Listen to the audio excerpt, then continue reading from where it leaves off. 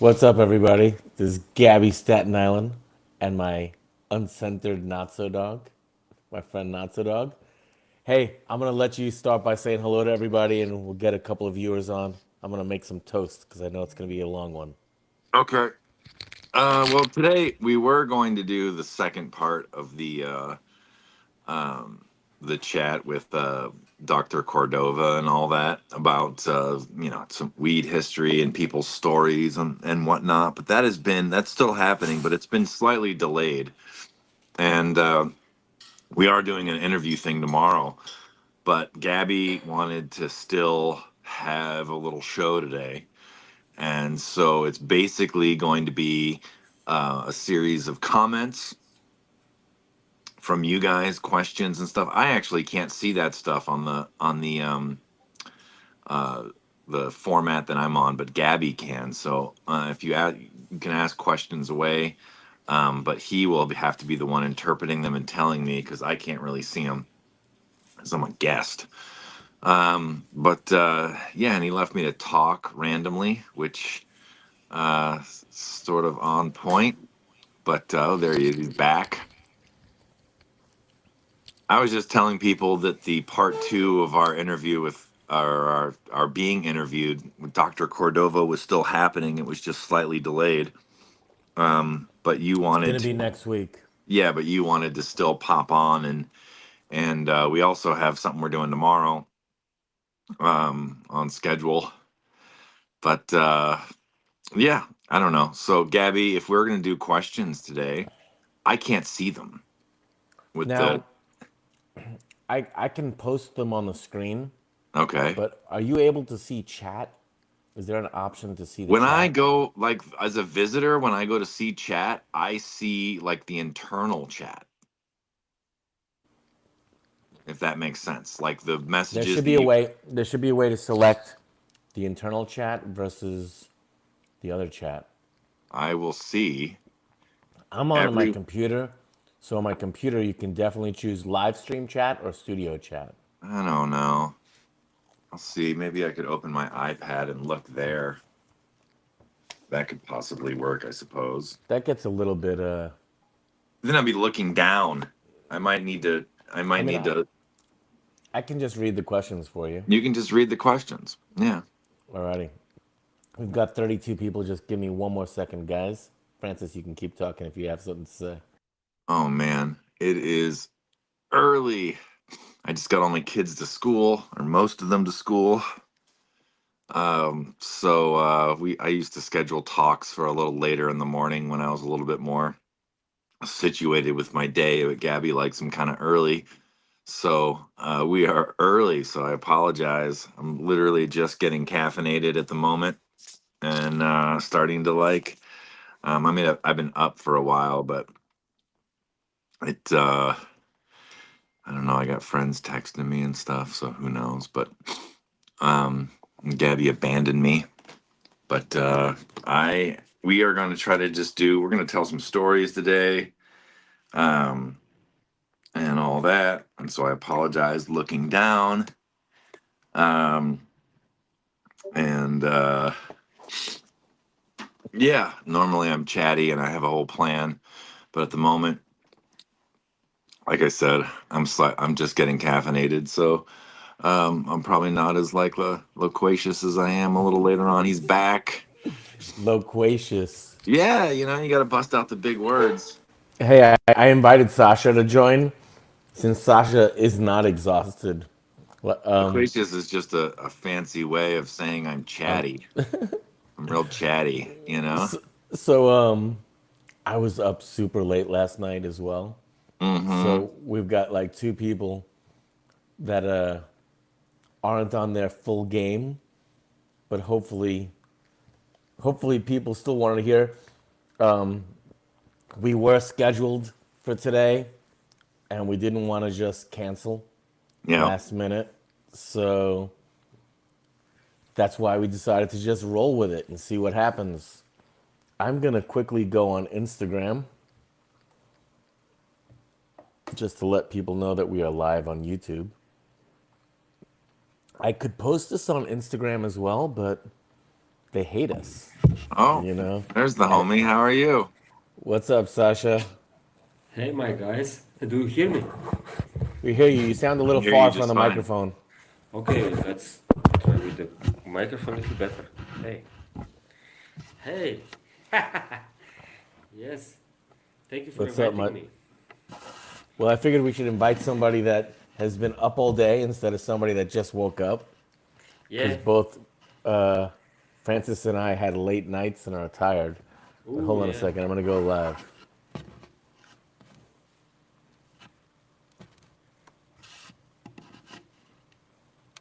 Tell us about what's going on with you, Sasha. Oh my God, so many things. Actually, I'm Actually, sorry. That was a dumb thing to say. Hold on a second, because I am gonna go live real quick yeah, yeah, don't. on Then I won't. I'm Then I won't tell you. no, yeah, don't tell me. I'm just going live. What's up, everybody? This is Gabby Staten Island on the Craft Growers Network. And I just want to let you all know that we are live right now on YouTube. Obviously, we're live here on Instagram, real quick, but and I spelt it wrong up top. But yeah, we don't like to do these lives on Instagram because Instagram doesn't love us, or and YouTube actually just doesn't hate us as much, probably. So please go to YouTube and search for the Craft Growers Network. Click on the live tab, or you should just see us. I'm live right now with Notso Dog and the Slovenian hobbit, Sasha. So come check us out.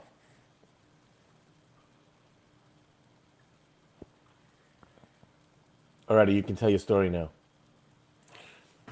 Oh, dude, uh, they did not accept my video because it wasn't long enough. Oh, Alrighty, Sasha, you go ahead and tell everybody what you're up to. I'm gonna shut.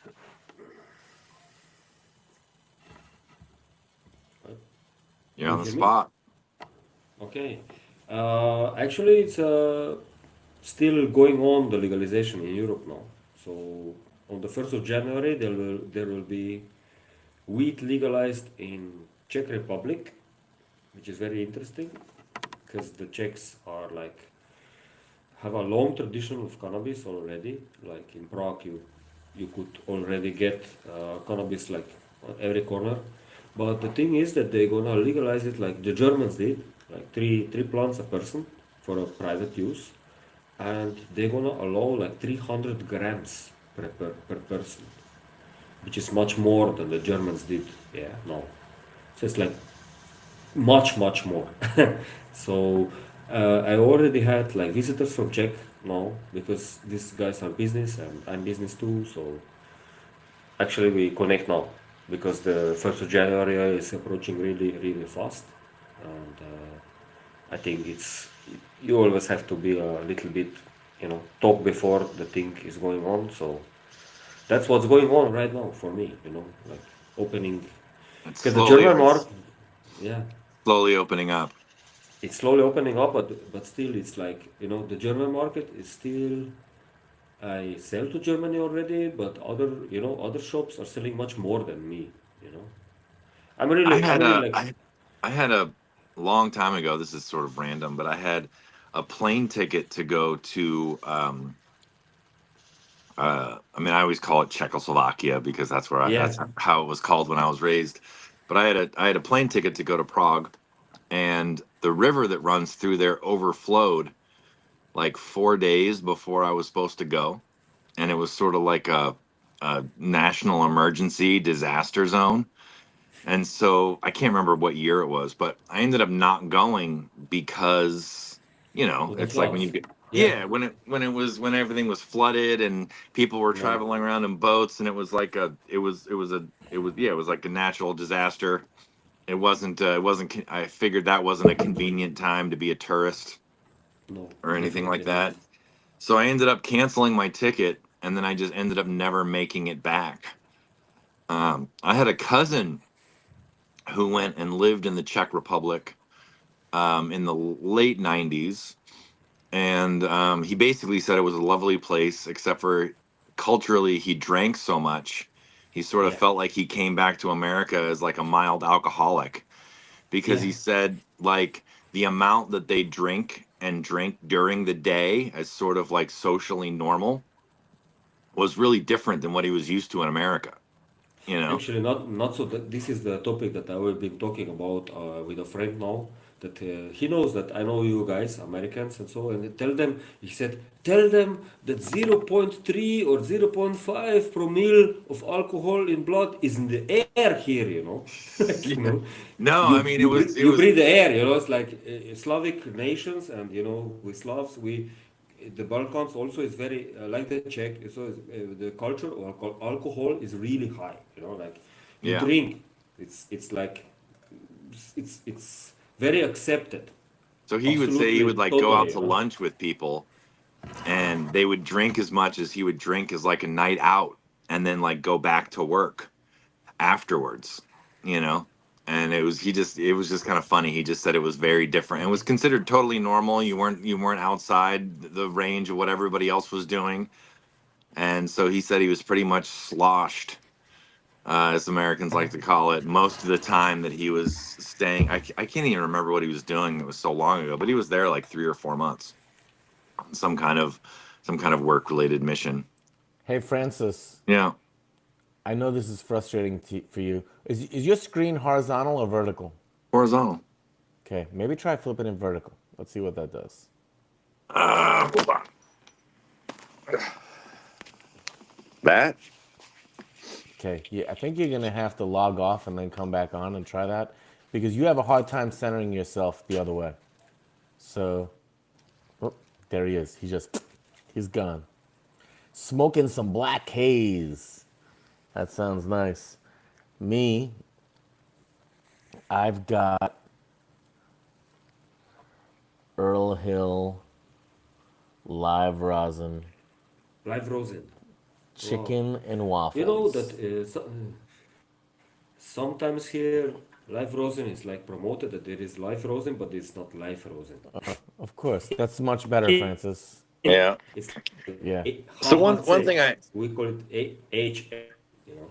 one thing I thought I'd Yeah. mention is Go I ahead. went down to Gabby's this week, and we're doing a little experiment in which, when that whole drama thing happened with our ex buddy, um, Gabby was able to collect the ChemDog cutting from a pretty wide selection of sources. Various people stepped up to the plate and were like, "Hey, if he won't give it to you, I will." Right? And what's interesting, Including Chemdog himself. yeah, and so what's interesting about that is that um, I'm going to do this thing. It's probably starting in the next couple of weeks here. I just need to let him get a little bigger. But I went down and saw him, gave him some things, and he gave me, I don't know if he gave me every single one that he'd collected, but he gave me a handful of them that he had ready. And so I'm going to do sort of a ChemDog grow off. And to be honest, I don't expect any of them to be different from any of the other ones. I'm pretty sure they're going to all be the same cut. But what I am interested in is, are certain ones healthier than others? Do they express any differently? Because, like, let's say you take the same cut and this person holds on to it for a super long time, and then this person holds on to it. Maybe some of the people that he got it from grew it salts for a long time. Maybe some people were pure organic for a long time.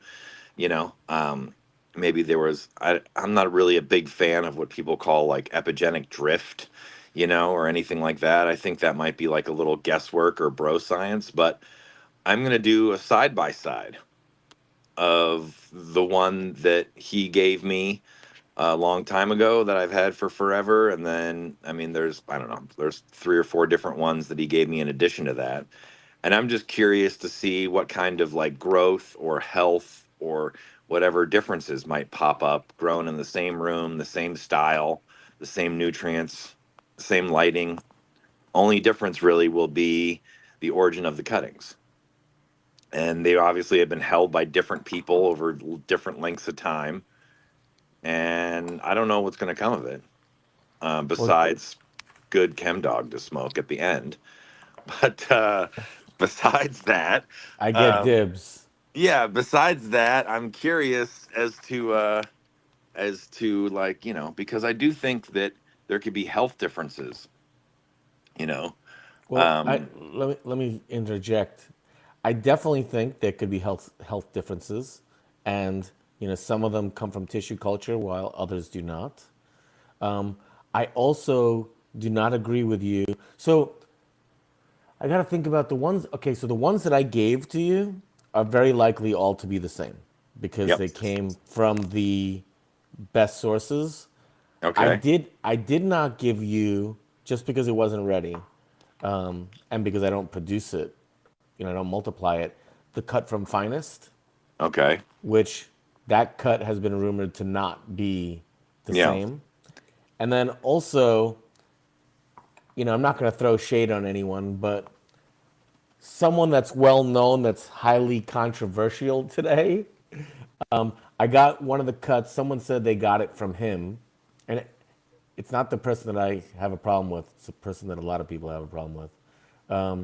But they said that they got the cut from this person, and it was supposed to be, a verified cut, and they're growing it out right now, and it's nothing like the 91. So that's another cut that I have not distributed, but I do have a couple of cuts that I think may not be the real 91.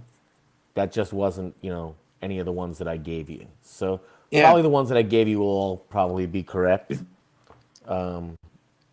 I'm just looking for expression differences because the only variable in the situation that I'm in will just be like who they came from and how they were grown or kept for a long time. And that doesn't mean someone did a better or worse job. They could have gotten it healthier or happier. Like, I don't know, the chain of command on how cuts move around can be pretty funny.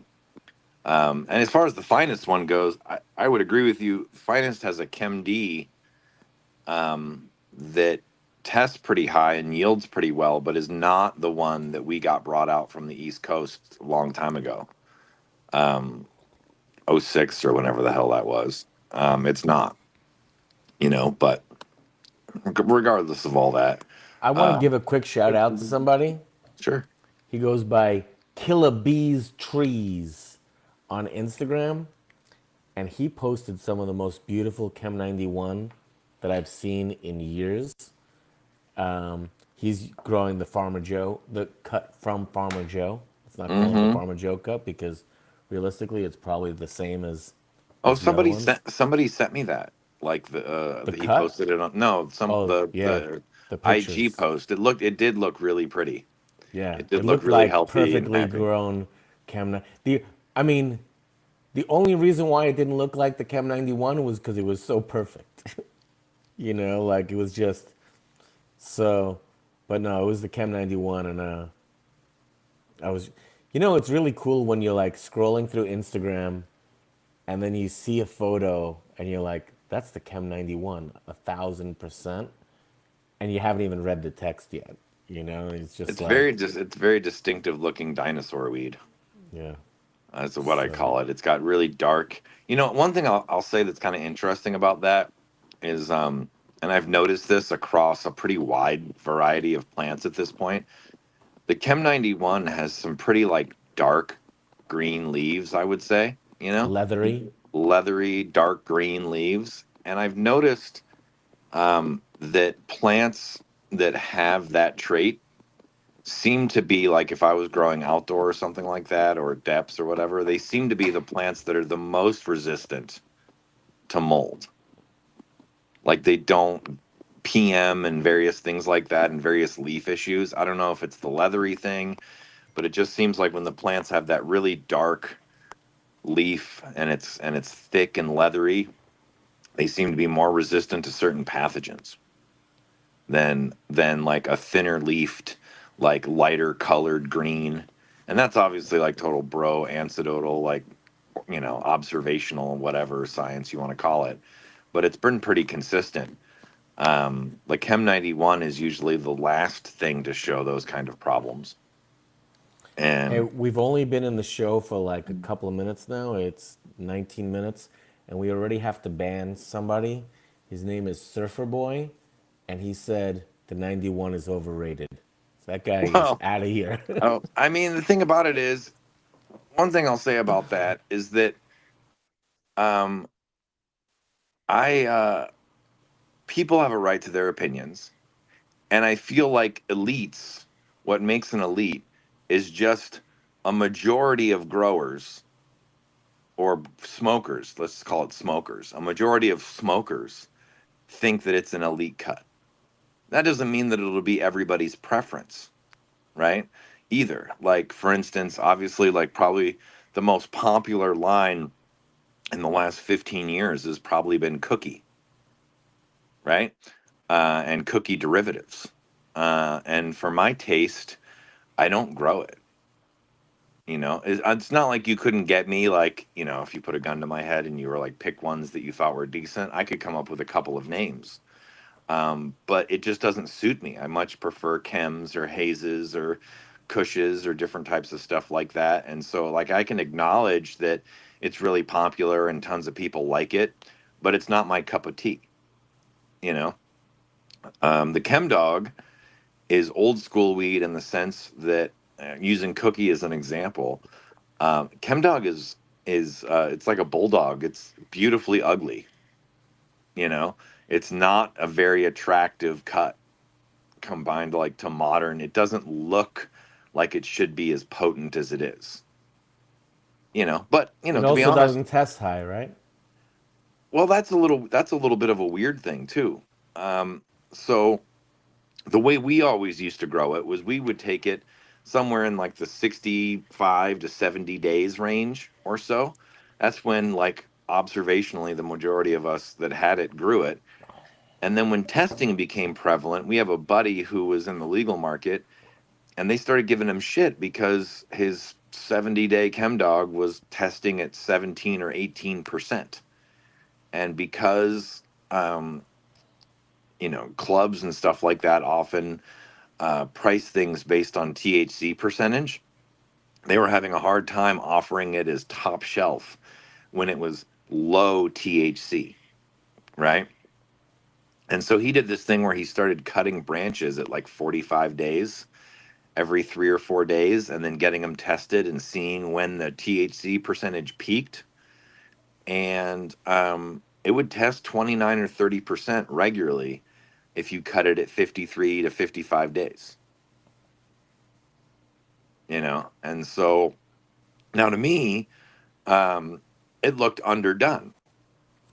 It had some white hairs. It looked like the calyxes could have been a little bit bigger and a little bit more swollen, It type also of didn't thing, taste as good. but it tested 10, 12% higher. And so that might be a comment.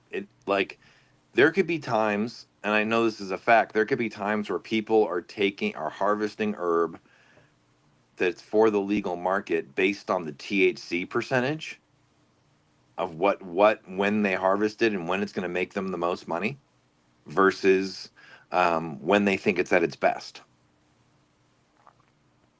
Yeah. Because to me, I, I would smoke the chem and it would give me a certain effect, and I could care less that it came back at 18%. It didn't matter. Like, that wasn't like a part of my experience. Like, before we knew what testing was, we sort of picked it when we thought. Now, what's interesting about that, Gabby, is that I'll call him Tuna, but we had a old friend of ours, and he always preferred it early. He always thought it was better early, and I always thought he liked it preemie. And I would get mad at him and say it was preemie, you know. But I mean, it just goes to show that, like, different people, strains get responded. People like different strains for different reasons. I don't think herb affects everyone the same either. So it's not a negative thing for something to be really popular and for someone to be like, that's not really my cup of tea. It doesn't suit me. I agree that other people like it and think it's amazing, but for me, it's not my thing. You know, and um, I do think it's The thing that I like the most about the Chem 91 is basically, and this might sound kind of funny, but like it makes me feel like I'm in high school and I got really baked and I have a big bowl of popcorn and I'm about to watch like a Mel Brooks comedy or something. It just has like this warm, happy blanket, like like it might be one of my favorite Afghan highs. It just makes me feel warm and content and happy. It doesn't have any paranoia to it. It doesn't really have any like crazy heaviness of like, oh, I feel crushed. It just has this like warm blanket comforting buzz. And it reminds me of when I first got high in high school, that kind of, I mean, I think that's honestly why I like it the most. It reminds me of getting high in high school, you know, I but just on wasn't a, I wasn't getting such good shit when I was in high school. I wasn't either, So but it reminds me of that like giggly laughing in my parents' basement, you know, like I got away with smoking weed and they didn't know that I had smoked weed and I was back in my house and, you know, I don't know. It's just weed is personal, right? And then, and for me, I mean, okay, so first of all, to respond to what you said about the 91 being like some of the most potent herb and testing low, it's the exact example of like why this testing is nonsense. You know, like anyone that wants to talk about the testing, let's get some 30%, you know, testing herb and put some people to sit down and smoke some 91 versus that. The 91 is going to get people, you know, much higher every single time than any of this other stuff. the way I look at it is this is I don't like, maybe this is the wrong way to put it, but I don't care what the testing is as much as I care what the effect is. You know, like I remember like when Gabby and I uh, worked at his when Gabby owned his store and I worked there with him. Um, I remember when Canna Nutrients first came over to America, and it was actually really weird because like you weren't supposed to use things like even their name was problematic, right? Because most nutrient companies and most places tried to keep like plausible deniability on what their product was being used for. And then there was a company called Canna, which kind of gave away the game of like what it was used for or whatever. But I remember when the first time the Canna rep came into the store, and they used to be pretty exclusive in that Gabby can talk about this, but they really only picked like one outlet regionally, you know, in order to sell their products, and they wanted that store or whatever to be like educated and whatnot. And the Canna rep said something to me that really like made me think back then. Was he was like, the food you're feeding doesn't feed the plants. He's like, what happens when the food interacts with the media you put it in? That's what feed the plants, you know? And that really, and so that's kind of like relating to smoking it. It's like testing isn't what the plan is. Like after you consume it and it interacts with your body and your system, that's what the buzz is, right? So the thing is too though, it's hard to like quantify that on a label, and for everyone it's going to be different. And you know, to give you an example, you know, I know that cannabis affects me differently today than it did 20 years ago because my body's different. You know, That's a fair so judgment too. like, It's not you static. know, I think it's okay to have these data points, but just to realize that they don't give us the whole picture. Saying that a strain has 30% THC, I think it's valuable information. It just isn't the end all tell all. You know, like The one it's the one obviously, you know, got something going for it if it's producing that much THC and that much the trichomes. one thing I will say is that what it does seem to correlate to is that higher THC strains can wash or make more hash. You know, I mean, there's other factors involved. Like, I'm not a hash person, so I'm not going to speak all intelligently about it. But there does seem to be people's stuff versus sandy hash versus greasy trichomes, or like how they break off the stalks that they're on, type of thing. But it does seem to be that, like, it doesn't seem like there's low THC strains that give you high wash yields. So it does seem to correlate some to, like, maybe it can give you valuable information on hash. And the other thing is that when it comes to numbers and stuff like that, we could just be in the early stages of testing, and 5-10 years from now we have a much more nuanced view and we are missing some critical element, right? Well, it's um like with terpenes, we're not testing for all of them, no. right? So this is like totally not cannabis, and it might sound kind of nerdy, but I'll throw it out there because it's a perfect example in my opinion. When I had three kids in 4 years, right? 16 years ago, whatever. And so I was learning all kinds of stuff about having kids and breast milk and this and that. And I had one of my kids that was in ICU, so we were in the hospital for a long time. And I ended up, anyway, they came out with this research where this had this had puzzled them for decades. Is that 20% of mother's milk has this protein shape that is undigestible for human beings. And they could never figure out why the body would waste 20% of the milk into this indigestible protein. Okay? Well, then they figured out that the protein was shaped exactly like the cell walls of the stomach. So harmful disease and bacteria would bind to it, thinking it was attacking the host, the human body, but it was really binding itself to this thing that the baby can't absorb. And so it would just harmlessly pass through the baby and exit.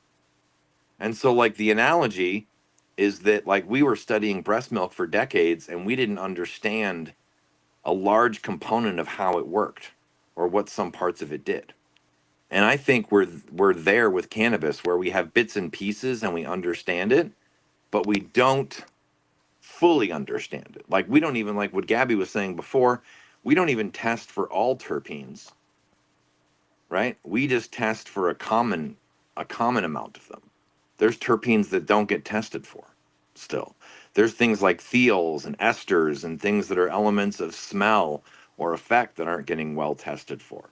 And even if they are getting tested for, like, I could use an analogy for color where there's like 3 primary colors, and depending on how you mix those colors, you can get dozens or hundreds of other shades of color. So you could have a situation where these 4 or 5 terpenes blended together one way in a certain concentration gives you one look, but you blend them slightly differently and the concentration is different and it gives you a different feeling or a different look. So really, like, we're in the infancy of understanding. And the THC thing is basically that store owners figured out that they could maybe charge more to customers for higher THC products. So then there was this big push for higher THC on the label because that's what the customers wanted. And, like, their limited understanding was, higher THC equals more potency. The weird thing about that is that most of my favorite weed seems to fall in the 18 to 24, 25% THC range, and that most of the stuff that they call the 30% club, I find incredibly boring, at least for my consumption. What does Maybe the other Mendo people, Perps test at? dude, hilariously low, like 8 to 10. The Mendo Perps doesn't get me very high, Yeah, but it's just so pleasurable to yeah. smoke it. It's a And so, it like, the way I see it is like, hey, I get to smoke twice as much of this shit, like, so actually, that is a data point, and it's not proof because, I mean, I've told the story or whatever. It's supposedly from the late 70s, or the seed stock was, right? you're a liar. No one I should believe. know. And so, it but one data point that makes it somewhat likely is that a lot of herb from the late 70s, early 80s was in that 7 to 12% range. And then they started hybridizing stuff, and it started going up into like the mid to high teens and the low 20s and things like that. But like they did a lot of testing, and a lot of what people consider to be very potent, very powerful herb didn't test particularly high. A lot of the imports and stuff like that, where you weren't getting a bunch of stuff that was testing super high. So but yeah, Somebody asked previously if you know how the Mendo washes. poorly. Poorly. The crazy part about the Mendo, because I've I'm gonna shut had up it my. in a couple of commercial settings. If you wash the Mendo pea, it makes the whole room smell like Mendo pea, and the water might start turning purple, and it smells luscious and really incredible aroma. But like I said, I'm not a hash guy, but I think the yields are like 1 or 2% or something like that. It's not a good washer, as people would say. But were you saying that I had to move because my air filter came on? Were you saying that the quality of the hash is incredible? Yeah, it smells incredible. It tastes great. It's just not one of those things that I mean, hash people have they do these washing percentages because it tells them like what what's worth their time. They have You to be know, able to sell it they have to be able for to sell it. the amount They of have to time it be takes them to make it they have to be able versus what you yeah, get. and they have to be able to charge X amount for it. And so it's like if you have a 2% washer like the Mendo versus a 6%, well, the 6% is 3 times as much Hey, for the same, huh? I want to take an interlude, but based on the same thing that you're saying, tomorrow we're having Dave from Buttolero. I'm gonna have to get him to teach me how to say his name precisely. But the reason why I'm mentioning this is it's similar to what we're saying now about like hash makers having to make what they think they can, yield enough to make worth their time.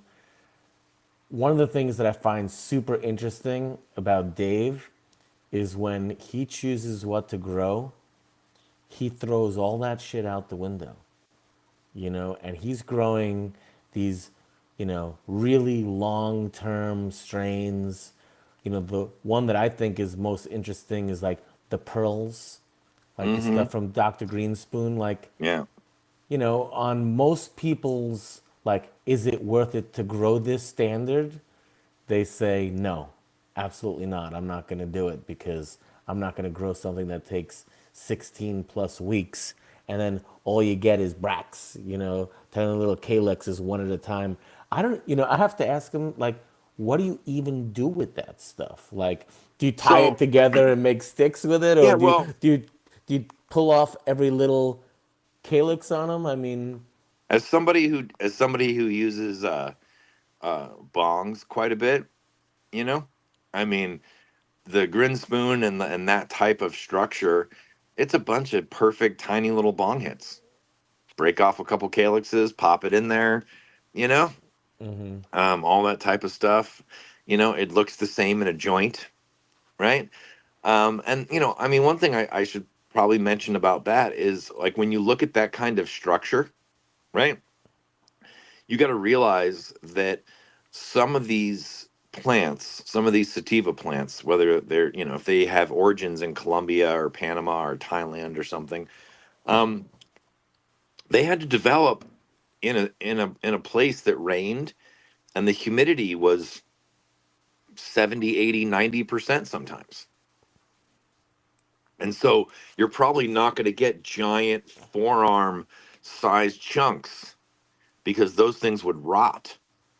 But you get all these little pearls, all these little dink, dink, dink, dink, dink, dink, dink, dink, and like it can survive in a super humid environment, right? One of the things I find like really fascinating actually about selection pressure is everybody in California and the West Coast and various places, everybody was pretty much growing sativas in the 70s, right? Mostly because the sativas were the imported flower that people were getting, and they came with free seeds. Right. And people weren't importing, Afghan flour That that shit was came with made for free seeds. hash. It was hash. So everybody was getting Thai or Panama or Mexican or, you know, Jamaican or this or that. And as part of cleaning up their weed, they would end up with seed, right? And so one of the things that I read about extensively, and I've talked to old timers that are in their 70s and 80s now because they're the first gen of like American breeders, is one of the things, part of the reason why there was relatively few Afghans that got bred and bred and bred and bred with was because the Afghans typically came from a super dry, arid region, right?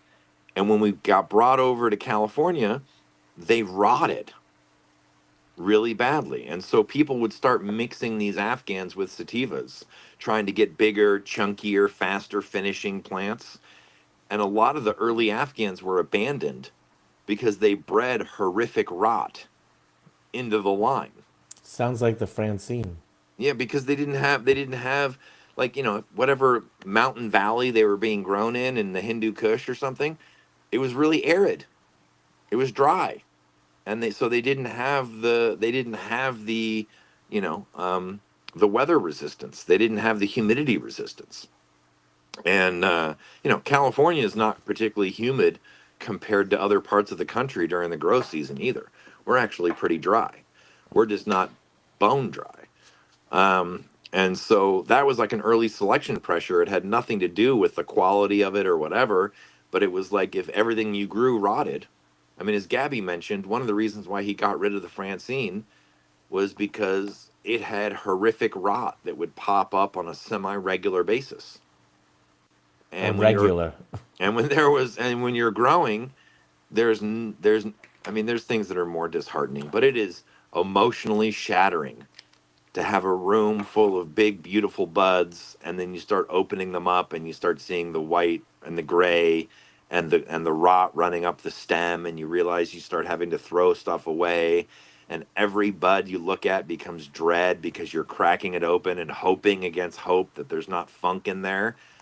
And so that was the primary reason, if I recall correctly, that Gabby got rid of the Francine, because he just got so pissed off that rot was such a, and that's even growing indoor under controlled conditions. It just rotted under easily. And so sometimes those factors could take, could take a really good strain and render it not usable, For you know. sure. The one thing I'll say too about the Grinspoon and like little pearls and stuff is that I don't exactly know who found that pheno that eventually got named Grinspoon, but God bless that person, because 99% of the people I know, about 10 weeks in, when they saw how it was forming, they would be like, this thing is a piece of shit. And they would cut it down and move on with life. And that person grew it out, I wonder if it gave was it an accident. You know, they like grew it out the whole time. They let it grow for the three, 20 four, whatever weeks. months it took.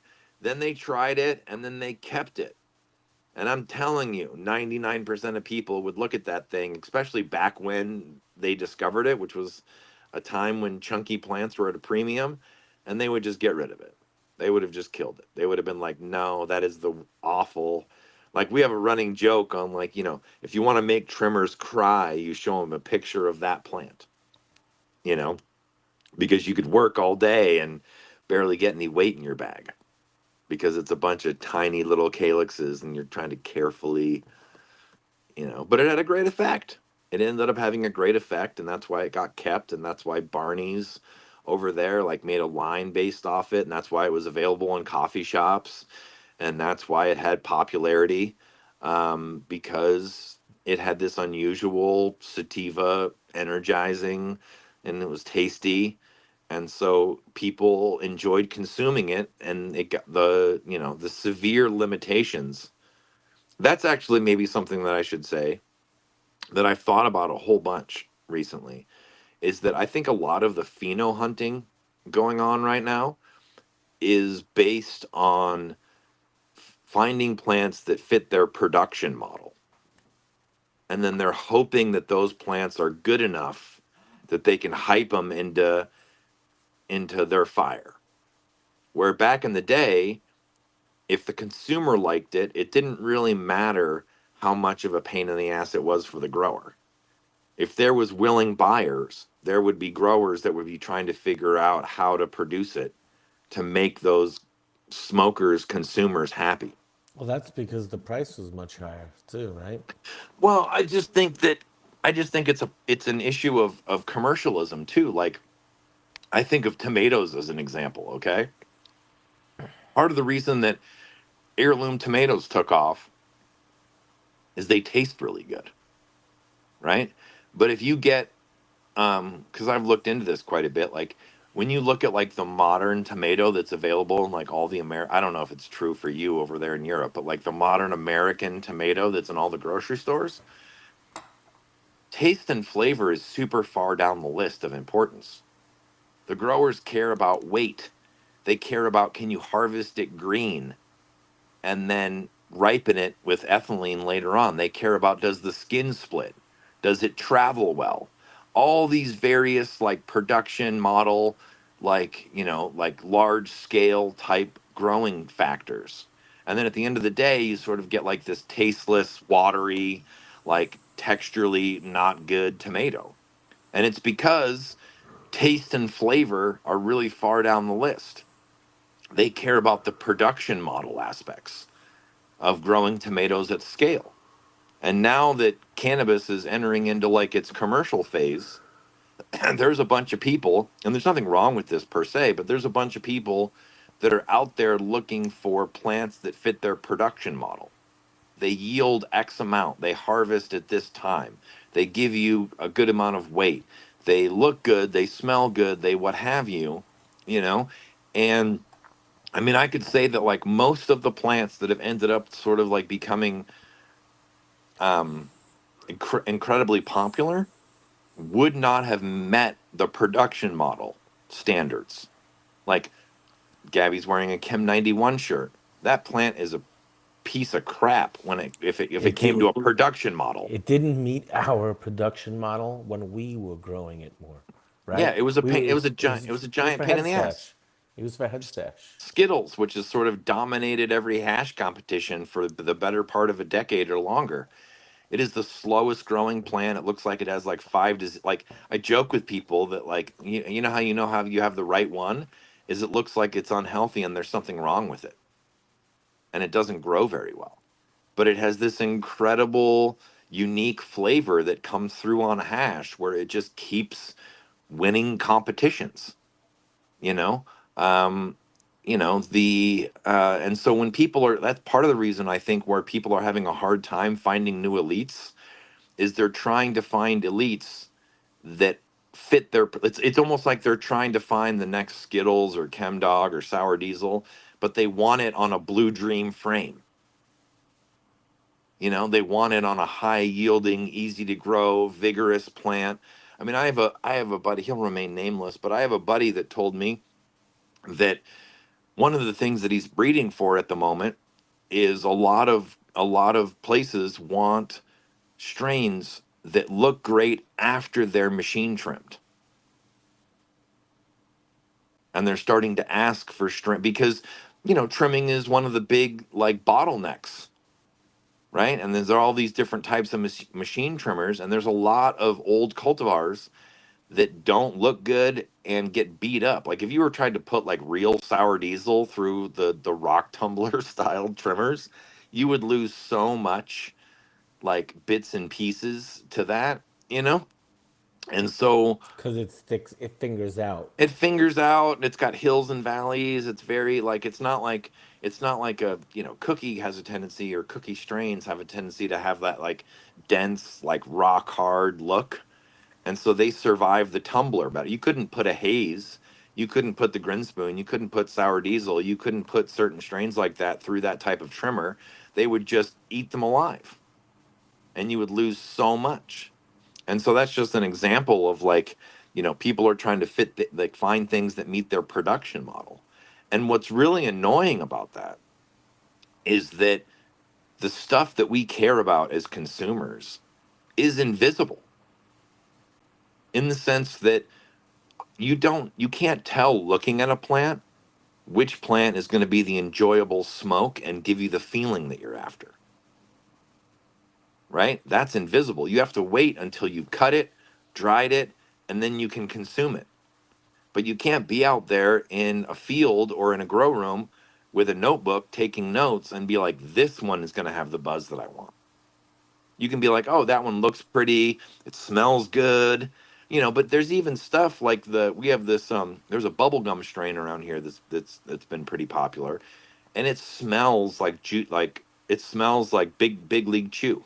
It smells like bubblegum, but the taste doesn't translate. It doesn't taste like, if it tasted like it smelled, it probably would be like a top 5 strain, because it would remind everybody of big league chew and their childhood or whatever. But it doesn't.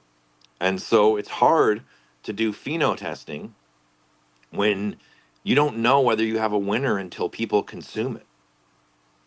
And I've been a part of some really big pheno hunts, and they're sort of ridiculous because you can't test that many things in a reasonable frame of time. And so what ends up happening is people right now are growing things that fit their indoor or their outdoor or their light depth production model, and then they're hoping one of the winners they picked also will end up being a fire elite that they love to smoke. And I think there's a disconnect there. So You know, can I you can interject whenever you want. cool.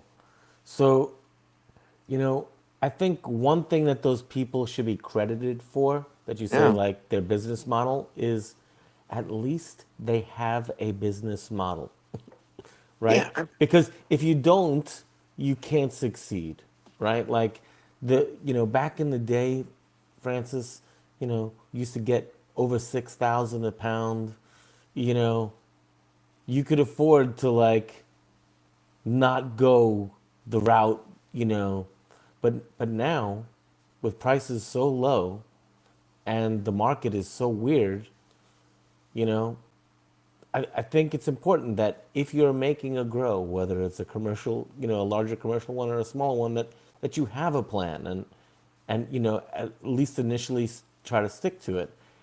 What I think is cool about Dave and Baudelaire is that their business model was to be unique and to sell the cannabis that they knew was special. And, if you look at that, it's like, well, that's actually a really good business model as well, is to like be unique and sell special herb. And so my point is that hopefully more people are going to realize that, that doing something unique and special pays off just as much as pumping out all the gelatos that Well, everyone's it trying to do doesn't, right now. but that doesn't mean it couldn't with change. I mean, part of like that's kind of that might be like veering off into the political a little bit, but like one of I mean, like for instance, like one of my big hopes, and I don't exactly know how this would work, but I'm just going to say it, is that I wish that there was a direct to consumer option for people, Farmers market. where people could decide, this grower, let's just say the guy we're going to interview, Baudelaire, whoever, this grower, I really love the stuff they're doing. I want to support them, right? Because right now, what you have is you have a situation where the distribution people and the shop people end up being the curators. Where legally, like if you're just talking about the legal market, legally, like if you don't see it, you can't buy it, which means a distributor has to take it and a store has to sell it.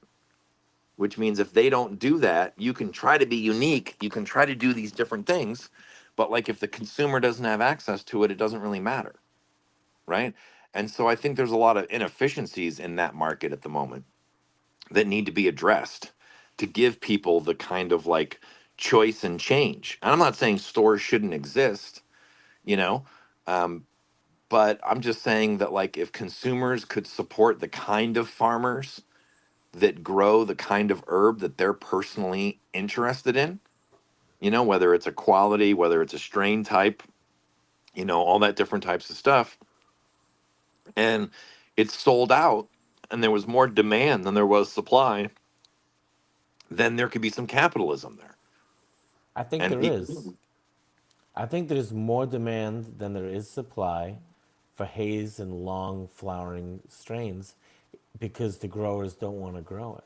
right, but And that's why, like if you walk into most dispensaries, they don't have haze and like real haze and real long flowering varieties. They just don't have that shit because that's not what's being commercially grown here in California. like for instance, if I go into the grocery store, I should be able to buy some cheap red wine for $5 to $7 a bottle if I want, and I'm going to cook with it, or I'm going to make a stew, or I just like to get drunk and drink cheap wine. Or I should be able to buy like a biodynamic bottle from a certain vineyard that I like understand what they're doing, and I really like their style of winemaking, and I'm willing to pay $80 a bottle for the same volume of wine. There's choice there. And I think right now, like early legalization, there's not like a whole lot of choice. I mean, even like the model of like you have to buy your cuts from nurseries. Well, then you're at the mercy of like what the nursery wants to offer. So I just heard this. Did they change the rules to where commercial growers in California are not allowed to take their own clones? Well, I mean, I don't know because I haven't completely kept up on all the new rules, but what I will say is that in California, at least, they sort of split the job up into a bunch of different licenses and jobs that you needed to deal with. Like, so for instance, one of the things I always thought that was crazy is that let's say you're a grower and you have a legal farm that's legally allowed to grow cannabis. Unless you are, unless you have a distribution license, which has its like whole own series of costs, or you have a transportation license, the farmer isn't allowed to put that product in a vehicle and take it anywhere. They have to pay someone that has a transportation or a distribution license to come get it. It's only legal for them to possess the cannabis that they grew on their own property unless they get a different type of license. They couldn't even drive it to market, drive it to a farmer's market, um, drive it to a distribution place, drive it to a middleman without a separate license.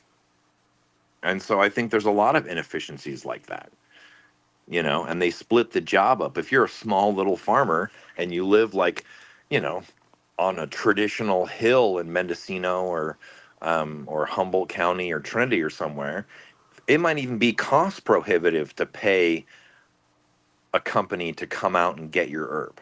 You're already only getting a couple $100 a pound. And then you got to like pay someone to even like show up at your property, and they want to get paid a decent amount because maybe they have a distribution or a transportation company in the Bay, and you're 7 hours away in Trinity, and so you have to pay them all day long just to come get it. You can't drive it. You could get arrested, and you're doing something illegal for taking your own crop that you grew legally on your own property off your property. And so I think there's a bunch of inefficiencies in there. And like again, I just want to mention, I don't think it's not like I think that stores shouldn't exist. I just think there should be a way for people to directly support, because if you're a small farmer, you know, you like, what if you had a mailing list of a few thousand people within your state that wanted to support your farm, and they love the type of flower that you grew, and they love that you grew flower that was like not what was easily available in stores, and you wanted to support that. And that farmer was happy because when they pulled down a crop, they had a waiting list, and they had thousands of people on their waiting list that were willing to jump on and get different amounts of stuff. And then the customers are happy, and then the farmer's happy because they're bringing their product, and you can have little niche, little subsets of the market, that exist. Where the current model, as Gabby mentioned, it's like a lot of gelato and it's a lot of popular stuff. And when I was I don't talk about it that much, but when I was working for a very big farm down in Santa Barbara, it's like you would call nurseries, and most nurseries have between 5 and 12 cultivars that they're running for mom stock for a 3 or 4 month period, right? And that's what they offer. That's what you can buy clones off of. They might have a much larger collection of plants at their nursery, but they're only offering a small sliver because they have to have X amount of moms to do the volume. And then it's like, let's say I was to buy 5,000 cuts off them for the farm. 10 days later, as soon as those moms have new cuts, they're going to be selling those same strains to a different farm. And so it kind of creates a sameness where when everyone, if you're getting from the same nursery, you're going to have a few dozen farms that all have the exact same cultivar and the exact same product coming to market at roughly the same time. You know, Yeah. and that, I mean, I just heard like somebody told me that they, that they got busted by, by the authorities, and they were told that they are not allowed to grow their own clones. They're not allowed to keep their own genetics. And, you know, while I'm a nurseryman, I think that that is just, it's criminal. Because, yeah. like if you have your genetics that you've been growing forever, that's been in the system even, you shouldn't have to turn it over to a nursery in order to preserve it.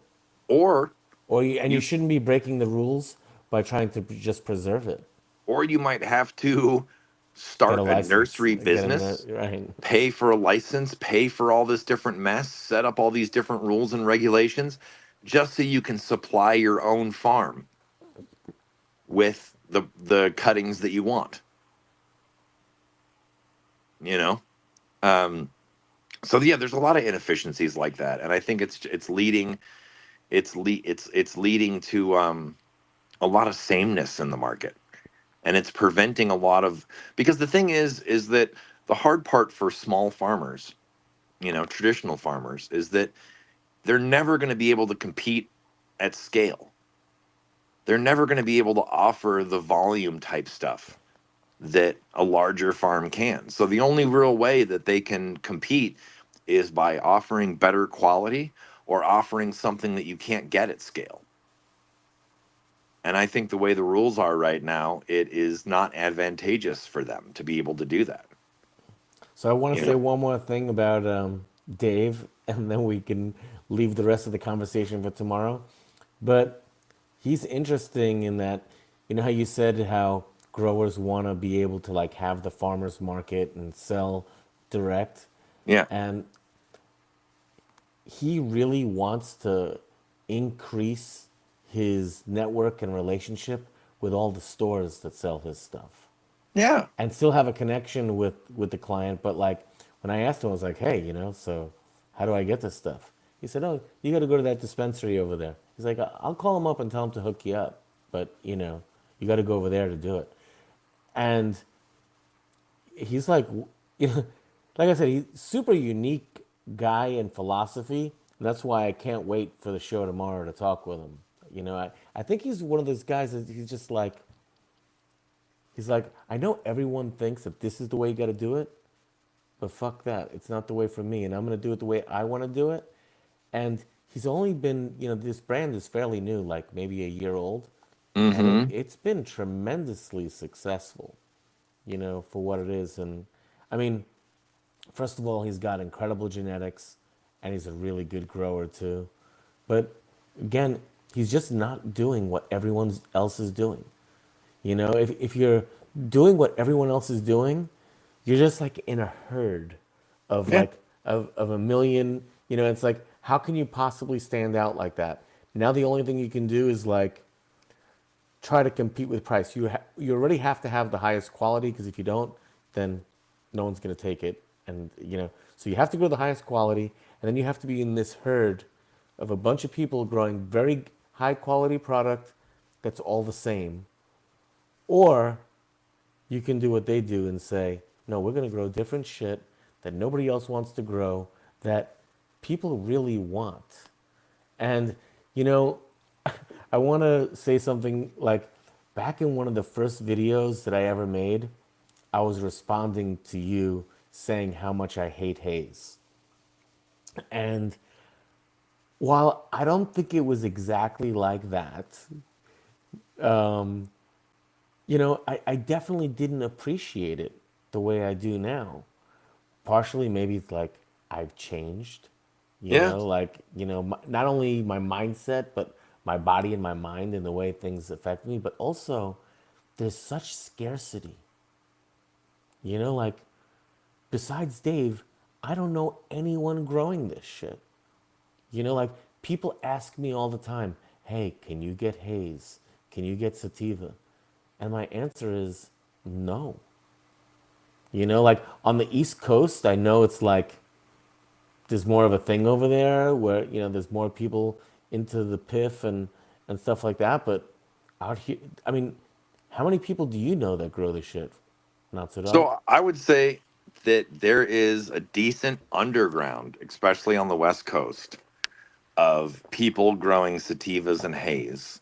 But it's underground because, like, it's not available through normal channels, and discords and social media and various things. Like, it's one of those things where, like, if you get into that world, like, there's actually quite a bit of it going on. But, and just to be clear, it's like, I don't think that, like, the direct to consumer model is, um I don't know what's Is going that on there. you, I don't think Sasha? so. Maybe it was him. I muted you, Sasha. Yeah, it was him. Anyway, I don't think the direct to consumer model should be like in like instead of stores. I just think it should be an option in addition to. And then hopefully, if you were able as a small brand or a small grower to build up enough of like a direct to consumer model, it might help stores carry it. Like, you might be able to go to stores and be like, look, I do this thing, I sell out, really relatively quickly. There's lots of people in your area that would just as easily like to go down and buy it from your store, you know, because store owners, they want to carry stuff that people want to buy. But in order for people to want to buy it, they have to be exposed to it. So then you either need like a direct to consumer model to sort of like build the rep or build the desire for it, or you have to have like an educated store owner with educated bud tenders that are going to like push it for you and get it into consumers that might like its hands, Well, you it's know? funny Can I, because, can, go ahead, Sasha. can I add my little piece of pie here? Sure. The thing is, like here, this what you talk now is the truth totally, because the business model that I running now is exactly like you tell. You have like few runners, you have a few strains that you produce in thousands, even if your library is much bigger, right? Mm-hmm. But the consumer model is actually want these few strains in a certain time, and then you have a outdoor season and an indoor season. Right now I am in an indoor season, right? But one very interesting thing is, just a little thing is, we have a strain that we got from Finest, and it's called Crostata, and it's actually a Sunday driver cross to biscotti. It's a really very interesting fino. It is very gassy and fruity, absolutely fruity plant. But the thing is, you in our area, because of the moisture in the air, in the humidity, it is possible to grow it in an like greenhouses, not outdoor, not indoor, greenhouses, and you have to put it late in the season. Then you have a really good production with this particular cut, which is like selling like hot bread. If you have this, Mm-hmm. you're gonna sell it on the legal market. On the illegal market, it's a big seller. Yeah, like it's because of the terpene. It's like cherries. It's really cherries. Everybody that is tasting it, it's like, wow, this is cherries. Finest threw it out now from their library. I don't know. They have it a long time, And if you Google it, you still can find the CORs, and the thing is that, for example, pharmaceutical companies are knocking on your door as a company right now in Europe, right? Like me, a library of clones, and they want the COAs, the certificate, where it comes from, what is the content, what cannabinoid, what terpene, what everything. And the thing is that they only look for the THC. They don't look for. I tell them like this is not the suited plant for production, because you do not have this model to to to get through this, so Mm-hmm. they always want the percentage of THC, but then you have to talk. Normally it's like that. If they already have experience, they know what you're trying to explain to them, that what kind of system you have, and then we can talk on, because of which cut you want. It's different, yeah. So, and the thing is that normally it's like they don't have a clue, you know and we've been Yeah. contacted from many different companies from all around Europe. And normally these people have a lot of finance, but they don't have the people who could do it. Sure. The growers are not there who could do it. And I'm somebody that have a library, and like you would not so, and you, Gabby, the same thing. We know our strains. So if you give it out to somebody, you can tell him if it's suitable for this kind of production, if it's suitable for. So what are the advantages with this or not. So this with Chemdoc 91, I presume I never grew it, I never had it. I will soon, I think. But the thing is, I exactly know that it's not a production plant. No. It's a breeder. It's a breeder. You can breed with it. It's really nice, because I know all the derivatives that I know from Chemdoc. I like it because I like the terps, and I like the. It's maybe not high in THC, but doesn't matter like that. We don't look at like this. But the thing is, all the cuts that we have here right now from finest that are really high in THC, some of them are boring, really. They Mm-hmm. really look really good. I will not tell now because it's my cuts also now. So it's like I don't want to. But the thing, like you tell, is you have to pinpoint down to what the customer wants from you, which cut. Then you tell him, for exactly the crostata, for that, it's absolutely great cut for sea of green production.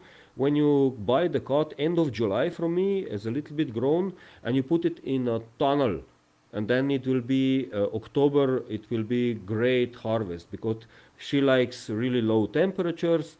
You have to de-leaf it a little bit. You need a lot of people to do that. The end product you will sell definitely. Well, It's like that. that might be something I could riff on, I suppose, is that um in like okay, so in America, because America is a giant country, right?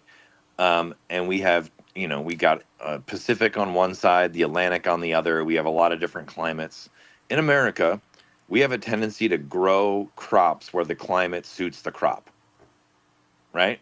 Like we grow a lot of potatoes in Idaho. We grow tons of leafy vegetables in Monterey because it's springtime. We grow citrus or used to, in Southern California, Florida, that kind of thing. We figure out where in America the climate suits the clothes.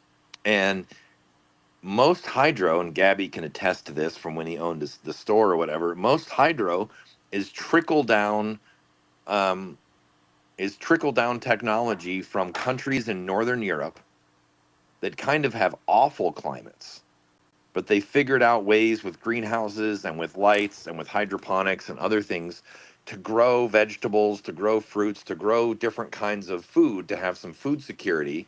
Because let's face it, like Northern Germany, Holland, places like that, they're gray, they're cold, they don't have the most advantageous growing season. And so they had to figure out, like I remember one time Gabby went to a hydroponic convention in Europe. I didn't go. I think I was on probation at the time, so me leaving the country was problematic. But he went to this thing, and I remember talking to him, and he was like, "Man, maybe 5 or 10% of the stuff I see at this convention applies to our world." Like he was like, there was tomato de-seeders that would de-seed tomatoes at X amount of rate an hour. And there was this and there was that. And there was all these hydroponic, there was all this equipment that was designed for food production, right? And so one of the issues that we have right now is because marijuana in this country is only legal within states. Like technically, California herb is never supposed to leave California. New York herb is never supposed to leave New York. There's not interstate commerce, right? Which means we're prevented from growing the crop where it's best suited and just shipping it to the other places, right? So, for instance, New York City, its two strains that are the most famous over there are probably NL5 Haze and Sour. Neither one of them is suited for the New York climate. So they have to grow them indoors, or they have to grow them in greenhouses, or they have to try to figure it out because the climate itself, just like there's no citrus grown in New York, right? They import their oranges and their limes and their lemons from somewhere where it's advantageous to do it. And so the way that ties into weed is that there's so many rules and regulations in the states on herb, it makes it really hard to like, you can't grow everything perfectly everywhere. Does that make sense? Like there's certain strains that aren't going to be suited to that part of the country. But in order to grow them legally, you have to try to figure it out there, and then Yeah, there's so many pressures, huh? and the broadleaf and the thin leaf, it's also because thin leaf is in equator. Sativa is thin leaf because there is so much moisture. So she physically don't need to have so much water inside of her, so she can transpire it really easy.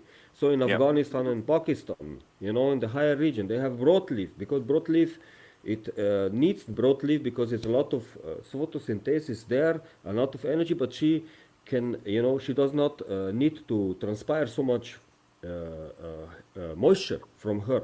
It's physics, actually, how the physics of the plant is, right? How she behaves because of that. And then, like you told, you have five different sources of Chem 991 right now, and the cut maybe is the same. But if you will grow it in Dalmatian coast, like for me in Europe, I tell like this: if you grow it in equator or if you grow it in North Europe, it is maybe physically looking differently because of the environment. Just like that, it's the same cut, but it behaves because of the environment differently.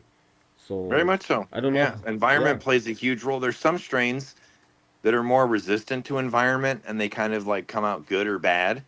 But then there's other strains that are extremely sensitive to environmental changes, which is why I feel like side by sides in the same grow, whether it's a greenhouse or outdoor or an indoor, side by side, same pots, same food, same media, same everything, and the same environment. Because if I'm growing, say, I'll just use it for an example. If I was growing, say, Gabby's sour diesel, right, in a living soil indoor under LEDs, it might express differently than if somebody was growing it with salts hydroponically in cocoa in a greenhouse doing depths and it's the sun.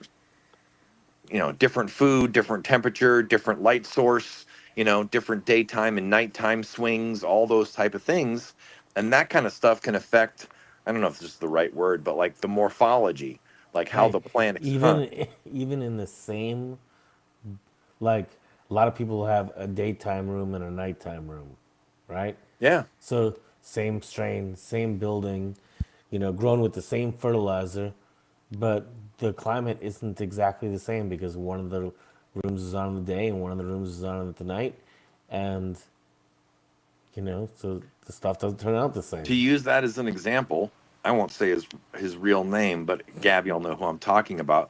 We used to have this customer that his code name was Logger, and he had two identical rooms side by side, same everything in the room, same lights, same tables, same air conditioning, The rooms were both fed by the same reservoir tank that was outside the room. The only difference is, so they were climate controlled sealed gardens with CO2, same strains. The only difference was one room was on in the daytime and one room was on in the nighttime. And the nighttime room got a foot taller, foot and a half taller on average than the day room. Even if they were, that was the only difference. And so it was like, and we used to kind of trip out on it because it's like his air conditioning kept the temperature the same. It was sealed. It wasn't even vented. It was the same CO2, but there was something enough of a difference from when the sun was hitting the building to when it was dark that one room would consistently be a foot, foot and a half taller than the other. Even if it was the same clones put in both rooms on the same day and flipped. What if it took a couple of hours longer for that room to get up to temperature? Yeah, I don't know. There was Right? differences. So like, the room that goes on, at night, it's already all cold, the room, Yeah. and then it takes that much longer for the room to warm up because he doesn't have heat. He just has an AC making so that the high doesn't, I just you always know, thought it was interesting because it was like, remember that strain same. Snowcap? Yeah. He grew Snowcap and he filled the rooms on the same day. He flipped them on the same day. They were fed off the same 300-gallon reservoir that was external, right? So maybe it was even the water temperature of the res, like versus like getting hit by the sun or not. They were sealed gardens with air conditioning, with CO2. They didn't vary more than 4 or 5 degrees ever, but consistently the same strain in the night room versus the day room, there would be this 12 to 16-inch height difference Well, every single time. I would say something is different. We just aren't sure what it We just is, aren't sure what it was. right? If it was I exactly the thought Ju- same, go I ahead, thought because the Sasha. reservoir was external, it could have been that the when he was watering at night, the water itself was a bit colder than when he was watering in the daytime, you know, because it wasn't an internal room reservoir, it was an external room with piping that brought the water in. So maybe when the sun was hitting the green tank all day long, it got like, I don't know. We never actually figured it out per se. But that's just an example of like how everything was very close to being exactly the same. The rooms were even carbon copies of each other. They were the same length, width, height. They had the same style lights. They had the same trays. They grew the same clones. And even just that, there was distinct differences. And so it just goes to show that, and just because you guess what why it's expressing differently, that doesn't mean it's what it is. That just means what you're guessing. So For and sure. we kind of got off track. But I guess what I'm saying is that in general, there's a lot of different kinds of herb out there. Some of it's light feeding, some of it's heavy feeding, some of it's short flowering, some of it's long flowering. And on the current model we're in, a lot of things are restricted. And I think sativas can gain in popularity, but they're going to need a little bit more permissive environment, and you're going to need to build fans, and so thinking about different ways that you can get consumers to want it, because most people, I mean, let's be honest, right? Most people, if you're my age or younger, you grew up in an environment where like pure sativas were like almost non-existent. Maybe the only pure sativa you smoked was like imported Mexican. Gabby's a little older than me. He had some Jamaican experience and stuff like that. Always with the old comments. Well, Always has you know, that comment at some I mean, point there's where it took an hour and 23 minutes till Francis calls me old. That I mean might be there a new record. there's advantages to it. He got to see the Grateful Dead in the late '80s, and I did not, because he was older than me.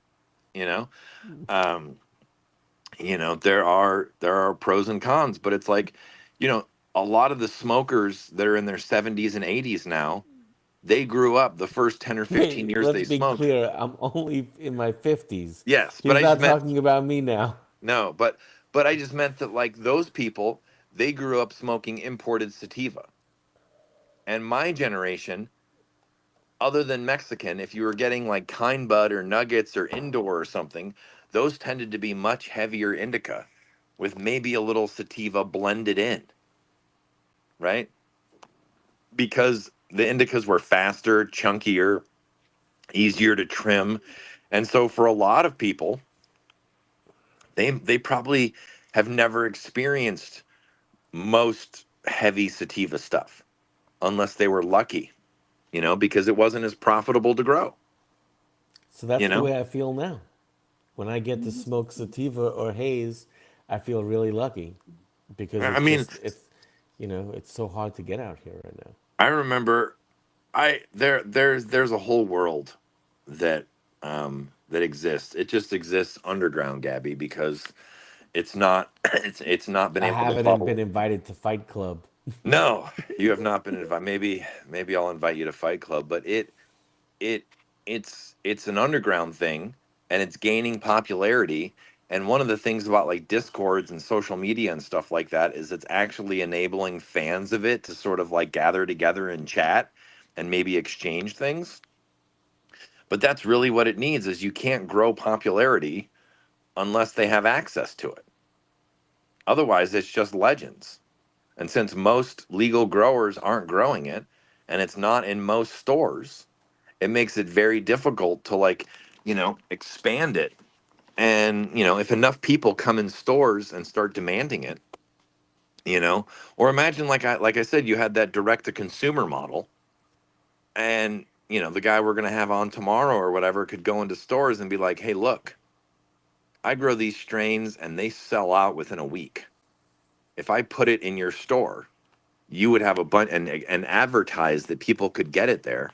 People would come in and buy it all and you'd make money. And then maybe you could get new fans, and then those people that are smoking it smoke it with their friends, and then maybe some new fans happen, and then maybe you grow the you know I mean, yeah, he just abandoned me. Look at him. But Yeah. in a weird way, um like I just had this random thought or whatever, but in a weird way it's like, I almost want to save this thought for when Gabby comes back. He's back. There we go. But okay, let me put it to you this way, Gabby. Think about like sativas like the Grateful Dead, right? Like they grew in popularity because of fans, friends, tapes. There wasn't any radio play. You weren't ever hearing, like, I never turned on a rock station when I was young and heard the Dead. You had to be introduced in some different fashion. They weren't popular. They weren't getting played on MTV, at least until like Touch of Grey broke through once. But like it was sort of a word of mouth thing, and it grew really big without modern marketing, just by word of mouth, just by people exchanging tapes, just by people bringing and turning people onto it. And so I think that there's, you know, uh, cool weed that's currently unpopular. It needs to get a fan base somehow to become popular. There needs to be some kind of pathway for, and I almost think too, this is like me just rambling or whatever, but I almost think too that the things are so restrictive right now that it makes it difficult for new things to bubble up and become popular. Like the market is still being run by the 215 era, you know, to a large degree. Skittles, gelatos, purple candy gases, lemon cherry gelatos. You can name all these different things. Um, there's not an easy way for, and I get it, and it's because a lot of like legal, you know, everybody's hanging on by their fingertips to some degree, so it's really risky to get out there and like put out something that might flop, to like grow crops of something that like might not get the response that like the stores or the distributors or what have you aren't interested in and don't want to carry it. And then all of a sudden you're stuck with this thing that you think could be amazingly popular if you could just get it in the right people's hands, you know, but you're not. And there should be there should be clubs that like have whole sativa sections, right? Just for the people that want it. There should be, you know, there should be a place for Neville's Haze. There should be a place for, there's a guy, Doc D, who's got this line that's really popular right now called the Band-Aid Haze. And it's a combination of Thai and NL5 Haze A and NL5 Haze C and a couple other things. And various blends and permutations of that are sort of taking the underground haze world by storm, because it's like a remixed, new thing based on old things, and it's really popular. And I bet the more people that got exposed to it, it would keep growing in popularity. But I mean, look at what Gabby just said. Gabby's like gonna ask me for something because you can't Absolutely. get it. The other thing I want to say is, and I talked to you about it last week, is I'd really love to do a hangout, where people come and they bring their herb and everyone can share their herb and meat. So something for the future for us to figure out. The Yeah. other thing I wanted to say is that there's a bunch of comments saying how high I look, and I have been consuming this Earl Hill rosin, The more but dabs that Gabby takes, the more vocal pressure is put on me to carry the conversation, as she come just on, smiles and you looks don't. stoned. I'm just, that's not even true. You don't have vocal pressure. You're like a faucet that once it opens, it's hard to Oh shut my it. God. So, but no, the thing is to be real, I was up so late last night moving my nursery. So, I mean, I think I might look more fucked up than I am. So, excuse me, but I wanted this to happen, and I'm having a great time with my buddies. Hey, not so. One thing I wanted to change the subject a little bit. Something that people have been constantly asking, and Yeah. I want to get your thoughts. And we can even talk to Sasha, even though I'm not sure that he's grown the sour. One of the most common questions that people ask me is they say, "Oh, can I have your recipe for growing the sour?" Mm. And what I tell them is, there's some tricks to growing the sour, and we can talk about it. But the the main thing that I think people need to think about is that they're not growing something that finishes in 8 to 9 weeks. And when you're growing a strain that finishes in 10 to 11 weeks, the feeding program is going to need to be a little bit different. Yeah. And so I think that that's just, to me, it's not about like, is this specifically for the sour? But it's just more something to think about like, hey, this plant is not going to finish in, 8 to 9 weeks. So you're not going to start thinking about, let's say, changing your fertilizer cycle so long. Something that happens with sour is I think it tends to eat all the nitrogen if people stop feeding it nitrogen too soon. Yeah.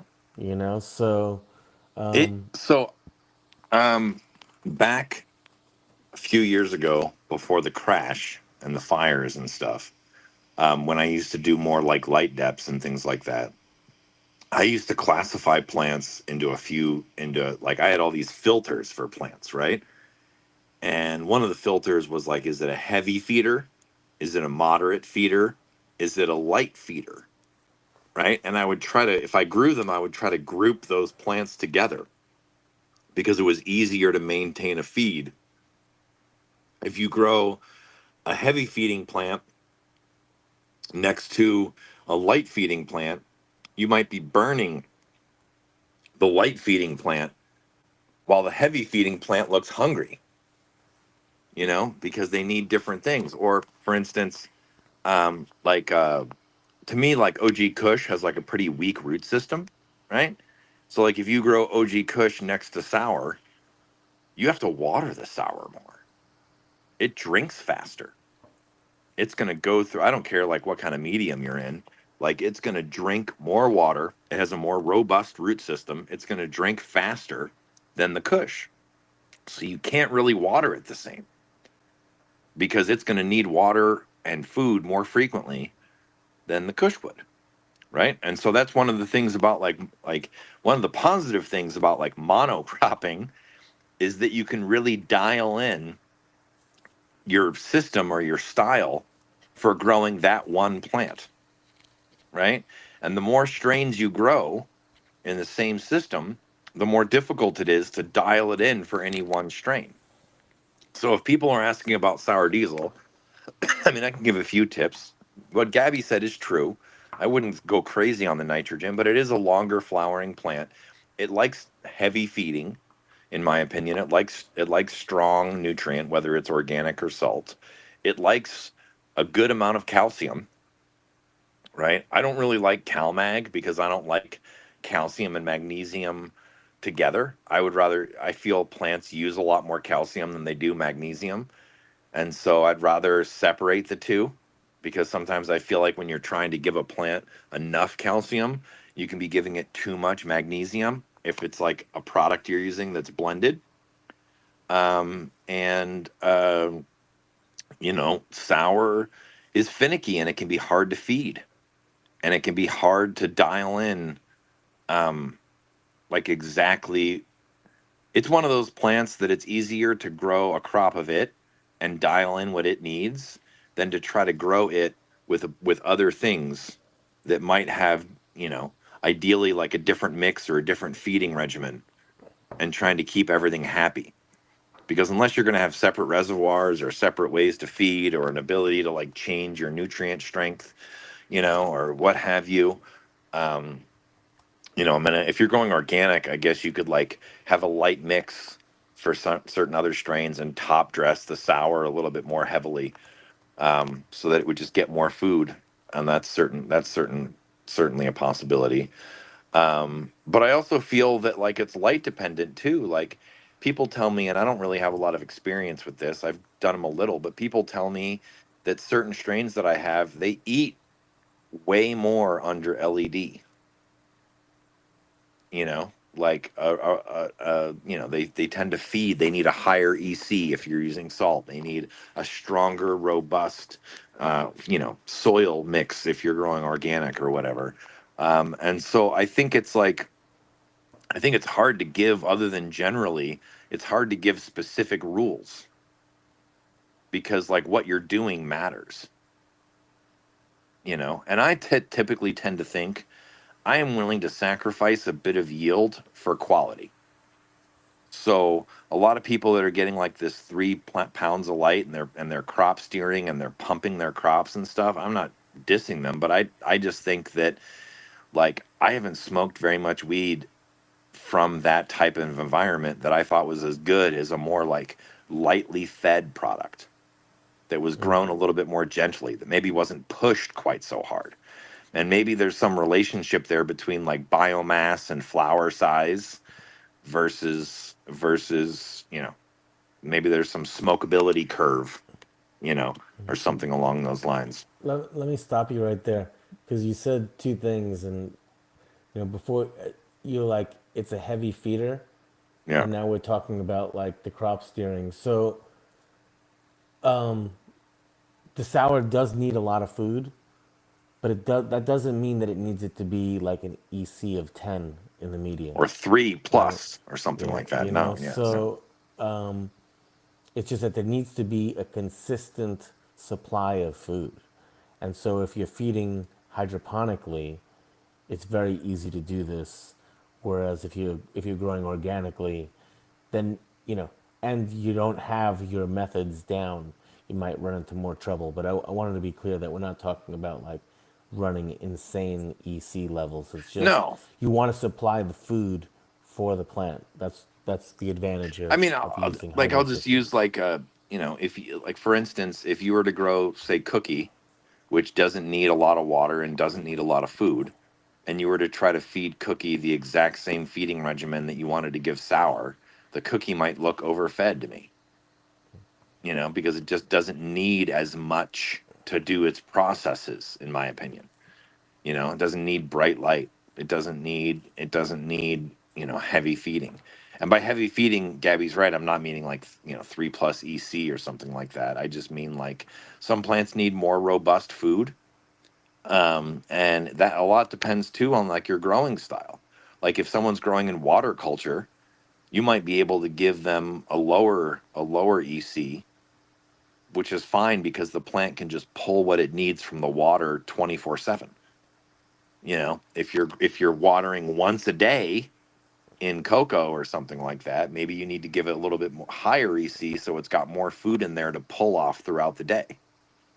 The crops, I've never, like, the crop steering thing is like people growing really high EC and giving little blasts of water, 10, 12, 14, 15 times a light cycle, and really just like pushing the plant with lots of different, and it works. It definitely works. I mean, people are getting weight per light and per square foot area that is ridiculous compared to like what Gabby and I would be advising people 20 years ago.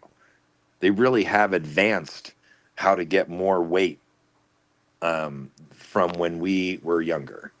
I don't think that's led to a corresponding quality increase. In fact, I would say this might get me in trouble, but I think it leads to like at some point, like there's a quality decrease by pumping the biomass as much as you can possibly do. But I mean, wouldn't you say it's fair, Gabby, that like if someone came into the shop in 2005 and said, "I want to get 3 pounds of light," we'd probably laugh? I would have told them that I want a lot of things. Yeah, exactly. But there's a lot of people crop steering right now with certain strains and certain methods of feeding where they've managed to unlock 3 pounds of light on the regular. I might not like their herb very much in terms of smokability, but they certainly have figured out how to like manipulate the plant into growing a ton of biomass that looks pretty, you know. I tend to like, not to bring up canna again, but what they said something to me that always stuck with me, where they were like, the goal of feeding cannabis is to feed it just enough that it has everything it needs and no excess. And then you end up with a plant that reaches its potential but doesn't have to store all this nutrient in a way that usually ends up like not advantageous to smoking. So they were always, Sounds like a human too, right? yeah, so they were trying to figure out how to grow a great plant but give it just enough of what it needs and nothing more. And I always found what they did really interesting, because a lot of people don't know this, but most nutrient companies, they weren't able to test their nutrient on cannabis because cannabis was illegal, right? And so they would give it to people and get feedback, right? Canna, because they were from Holland, they were able in the 80s even to grow, using different methods and different like medias and stuff like that, and feed them and then do like a lot of leaf analysis and figure out what's the plant actually absorbing. And that informed how they blended their nutrient, whether it was for a hydro nutrient or a cocoa nutrient or a soil nutrient or recirculating or drained to waste. They realized that how do you get the plant to absorb the correct amount of food and nothing else? And like American companies, we do this like super size me thing where we just pump it, and the more the merrier, but the plant ends up having to store that excess in some fashion, you know, and flushing doesn't get, flushing is a controversial subject, but I would say it, certain minerals, once they're transplanted within the leaf or the flower tissue, they don't move. It's like cholesterol. So if you pump a plant its whole life with a bunch of excess to get it to like swell to incredible weight, you can't just flush it at the end and then get it to the point where you fed it like barely just enough. Like you can't do those two things, at least so far that I found. There's some people that don't even believe that flushing works or that it's real. It's bro science. You know. I don't believe in flushing in the sense of like going a couple of weeks with no fertilizer. I think you want your plant to fade, so maybe lowering the strength, Mm-hmm. changing the ratio. so that there's less available nitrogen, You by know, adding more phosphorus and potassium, I had but go ahead. I had this random thought that I just wanted to throw out there. Is one of the ways that I like, how people judge ripeness based on hairs, hairs turning or calyxes swelling, Hmm. or maybe they're using loops and they're looking to see like, what percentage of the crystals are clear versus amber or something like that. One of the signs a plant that I use, it's not the only sign, but one of the signs I use that a plant is getting close to done, okay, is like when it stops drinking. Like, I'll give you a perfect example, okay? Let's say you're in a situation where you have to go into your room or you have to go into your greenhouse or what have you, and you have to water it every day, you know? And every day you go in there and the plants are dry and they're ready to be fed again. And then you get close to harvest and you go in there one day, and instead of the plant being bone dry, like the plant being dry like it normally is, the container or what have you, or the bed is still wet. Like you don't want to water it. Like it's slowed down. It's gotten to the ripeness point where it's slowed down its uptake of water and food. And it doesn't need to be watered. Well, its entire metabolism is slowing down. Yeah. Everything is slowing down. So one of the things that I use to like determine how ripe my stuff is getting is like, when does the plant stop drinking so vigorously? Oh wow, I need to wait an extra day to water. It's getting closer. Because for the last 6 weeks, if I didn't water it, in the morning, it was going to wilt. Now I don't even need to water it today, you know? And that's one of the like that's a sign that the plant is telling you that it's finishing up, that it doesn't need as many water and minerals as it was using before to do its processes. It's getting to the ripeness point. It's getting to the point where it's sort of finished its job. And if you watered it the same, you'd actually be overwatering it.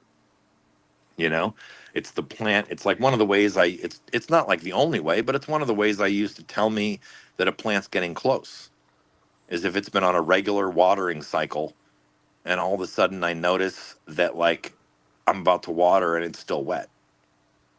I mean, some of that could be conditions too, I mean, obviously temperature Well, no, matters. I think that's just normal. Like when a plant is young and it doesn't have a lot of roots, it's not going to need as much water. Then it's going to start growing. As it's producing more biomass, it's going to be drinking more.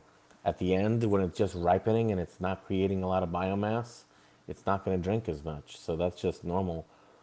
And then One the thing I'd other like to thing, do, huh? and this is great conversation, and we will continue this, but I want to focus more on the sour, Sure. right? Just because what we're talking now is like general cultivation practices and techniques, but I wanted to make sure that we get out the information on the sour. So the one thing I like to tell people about the sour is that the terpenes on the sour are extremely volatile. What does volatile mean? Well, it means, like, to put it in like layman's terms, it wants to off gas. So the reason why the sour has such a strong nose is because it's releasing those terpenes. The terpenes are loose and easily disassociated from the plant or volatile, right? And so when you have something that's volatile, the enemy is heat, right? So like if your rooms get too warm, when the terpenes just off gas that much easier. It's just like they're essentially boiling off, right? So one of the keys to growing sour that people that have grown sour all know is, in the end, you need to keep the temperature cool. Now, by cool, I'm not saying we're trying to make the room cold and like cool it at night as much as we can, like we would when we wanted plants to change colors. Back, when purple was first coming out, we'd say, okay, at night, we're going to chill that room as much as we can get it. No, that's not what you're trying to do with the sour. You're just trying to not let the high temperature get too high during the light cycle. Okay. And this is, I'd say sour takes 10, 11 weeks. you're going to want to do this for at least the last 3 to 4 weeks. Okay, at the beginning, you can have it be warmer because plants grow better like that, right? But once we're starting to get a lot of terpene production and try to preserve those terpenes, you need to keep the temperature cooler during the light cycle. And by cooler, I would just say I don't want it getting into the 80s. I prefer it to be like 72 to 75, which is fairly cool, but that's the way you're going to preserve those sour terps. That's the number one way that people destroy the sour terps, in my opinion, is by having the rooms be too hot. This is another thing that can be challenging with LED lights, because with LED lights, you kind of need the temperature to be warmer because they don't have the infrared light, and so, or many of them don't. And so because of that, the plants aren't transpiring. Okay, so that's why with LEDs, generally we're growing with a warmer temperature. So those are the things that, I really, I repeat myself over and over again. So I wanted to get this out here in the video, and then in the future I can cut a piece of it out and send to people. But I don't think that there's a trick to growing the sour that's any different as far as nutrient wise than other plants that take 10, 11 weeks. And, the most important thing is, I think, the climate. Don't let it get too hot. I've grown the sour in a variety of systems, from, pretty much pure hydro systems to growing in cocoa. And, I think, like Francis said, they like a constant supply of food. If you give them food, they will be gluttonous. They will eat and they will get fat, So, yeah, I like using the salts on them. If anybody has any questions, please post them up. And Sasha, you have any comments? Are you as high as Yeah, we are? I am yeah, not I'm high at really all. man. Actually, What's Guys, your I'm problem, you are bro? in you are in the morning. Here is like 8 p.m. or almost, like so it's like uh, I know plants like you guys do actually in cannabis, like different with different chemovar, like say like chemotypic, not phenotypic more, like family of cannabis in this sense. Uh, Chemdog and Sour Diesel and Headband and OG Kush and all these strains, are more or like what I experienced from is more or like these mountain region strains, which demand less nitrogen but more of the minerals like calcium, magnesium, iron, sulfur, everything like that. So they are more happy with that and lower. That even if you root them, you can see that they don't have these thick roots. They have really thin roots when they rooted. Um, and the thing is that these strains are really happy when it's not too moist, too much water. They don't like, yeah. And in the end, like you guys said, flushing. They never been flushing in any region when they were growing it in a In the traditional ground. sense of how it in the ground. Yeah, it was a all mix. They fertilized in the seasons, uh, and they did it, and the ground was always fertile. So the plants take what they need, like you say, not so. It in a certain moment what it needs, it takes. So if you are growing like for production purposes, it's always very important that you know the specific strain that you are working with and the demands of that strain. And the demands is normally uh, with this kind of OG related plants. I always say, it's they like less is more, and not too much nitrogen. you know, they like it, but not too much. Then you go to the trace elements. I always say, because the trace elements are rulers of of these cultivars in the end. When you give your In plants any too kind much of nitrogen, what happens is you get a beautiful, lush, big green plant with fruit quality or flower quality that's not as good. Now, somebody has asked multiple times, what do we mean by quality? Quality? Yeah. Because obviously we don't mean THC content, right? I mean, for me, quality basically breaks down to like three things. Um, there's other things, but these are the three most important to me. Is I would say number one is effect. I'm trying to get it to be happy where it gives me the desired effect that I know is possible with the strain, right? Two is flavor. I'm trying to coax out by growing it the right way and then by drying and curing it the right way. I'm trying to coax out the flavor that I know is possible in there. And then the third thing, which I think gets overlooked a lot, is just burnability, right? Like I want it to be grown and dried and cured in a way that when I smoke it in a joint or I smoke it in a bong or what have you, that it burns the biomass component of it burns in the right way. Now, if you're like if you use a vrip or you're vaporizing stuff or whatever, and you're not actually burning the flower, or you're going for hash or something like that, then maybe burnability doesn't really matter.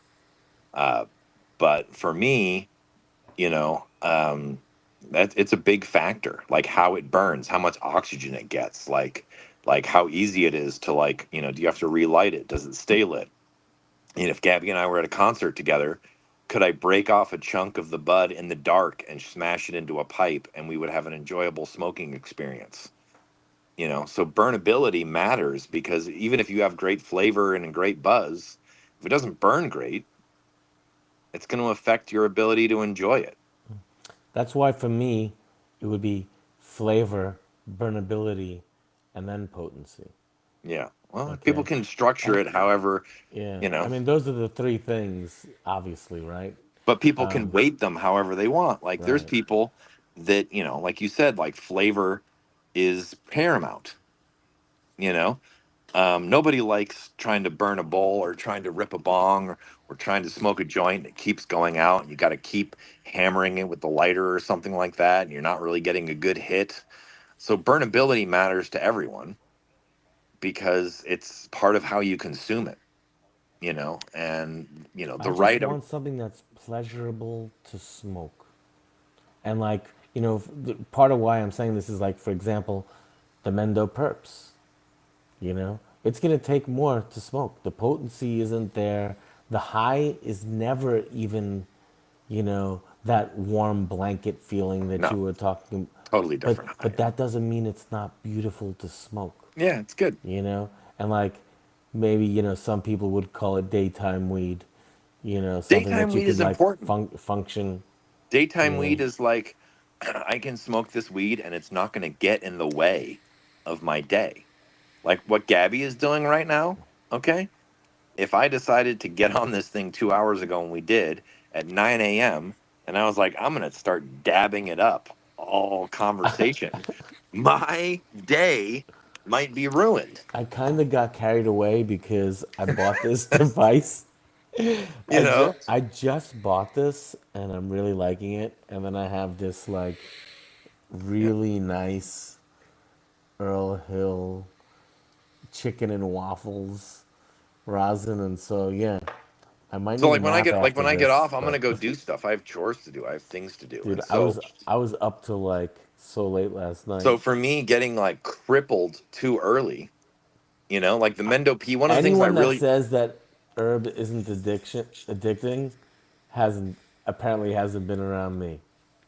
Cause like I certainly don't need to keep hacking this thing, but I'm enjoying it, like smoking it so much. you're You know? essentially fidgeting on camera.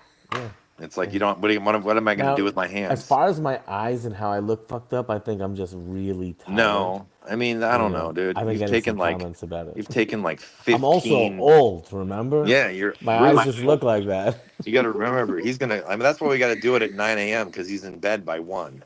He's really old. you know? No, no. Yeah. I'm trying not to break up my entire day. And besides, we seem to do pretty good. We got 252 people. My it's actually my lady hates it. My wife, she's 4 years older than me, and I have this running thing with the teens when they ask me something, I'll be like, "You should ask your mom. It's more her generation than mine. She probably remembers that a lot better. I'm a bit younger." And it drives her fucking nuts. Because it's only a 4 year age difference, but whatever. But yeah, I'm always like, no, that's her gen. It's not mine. I don't know. You should ask her.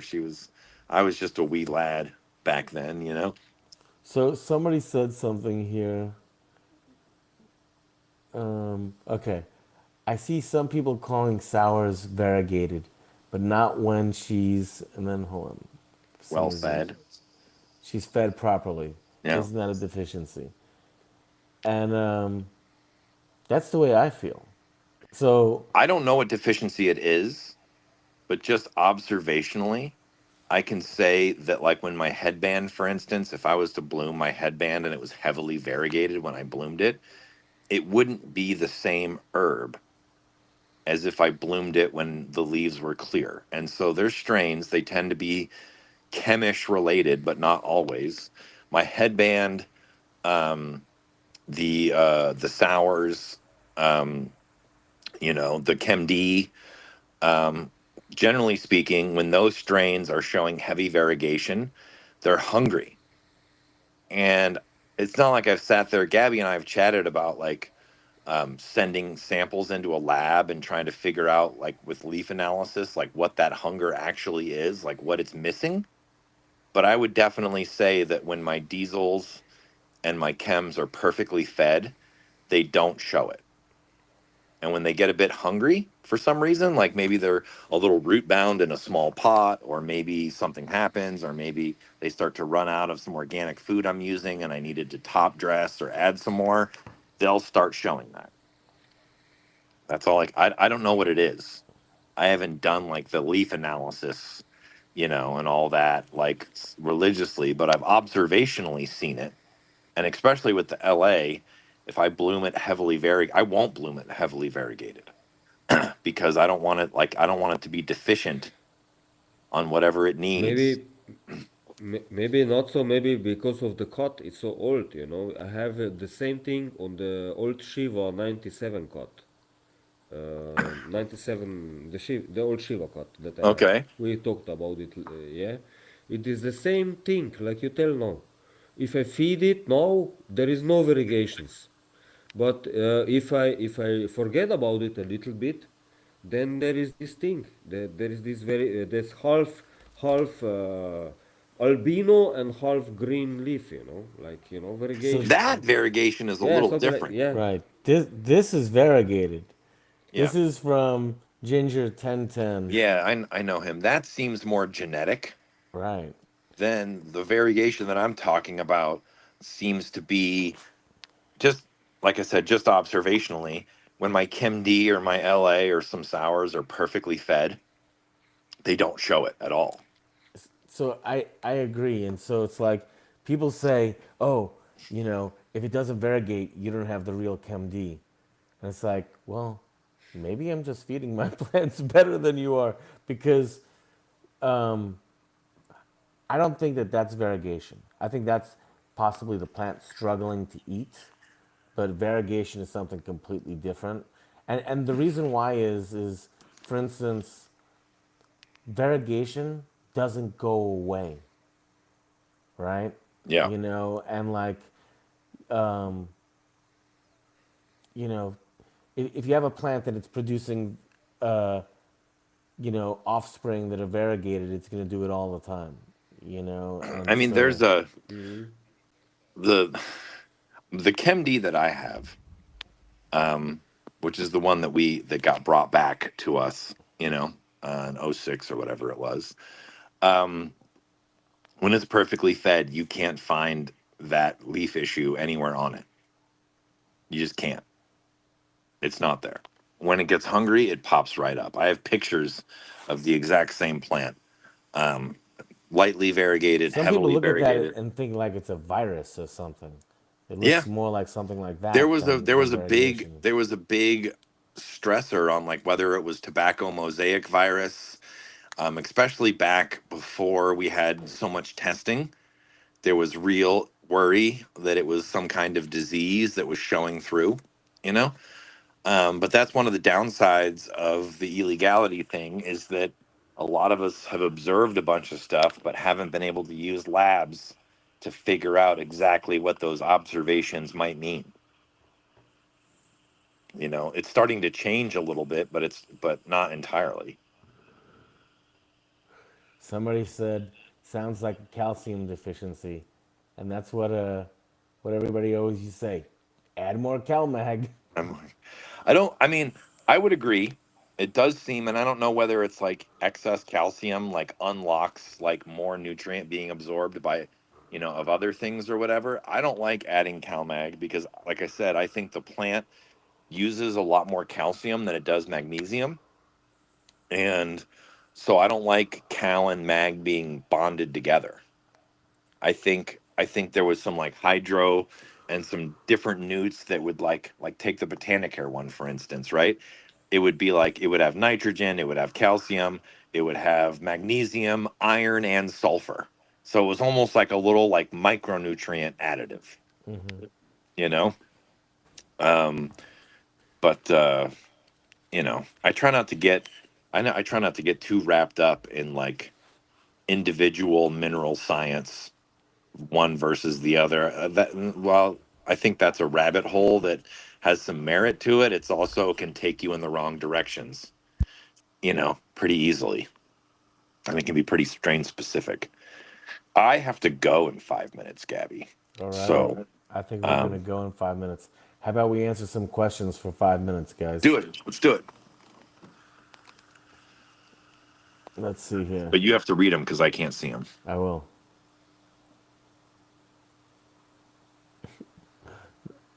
There's some silly questions here that I'm not going to read, so give me 1 second to find something good. Yeah, he's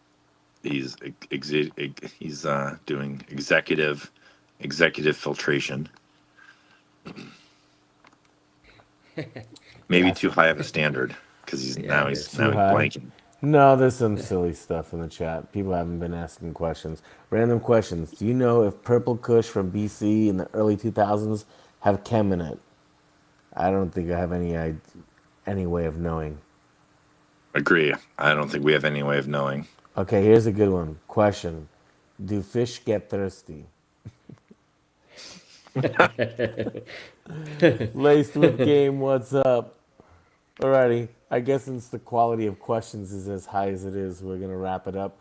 But I will say tomorrow's podcast, I won't be as cross-eyed.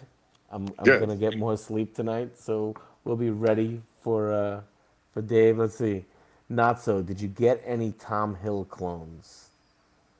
I haven't grown it. I but there is a selection of haze that he picked last year that could get grown this winter, and he might have some more keepers that he's found over the season. I have to go visit him. I haven't visited him, but that might be. I might have a report on that in I don't know, February or March or something, but not right now. Congratulations, Laced with Game. His son was born last night, Oh, sweet. so That's pretty blessings to awesome. you, partner. So, anyway, I guess we're gonna call it a day. We're gonna call it. I'll see you Oh, tomorrow at before 9. we go, the next strains that are going to be available from Notso are his 56-day headband and the LA. Yeah, So coming real soon. both of them are given to Gabby, and yeah, so they'll be available through Gabby before too long. Okay, remember that when I hang up, you got to leave your screen open until it says fully I will. uploaded. We're Bye, good. Sasha.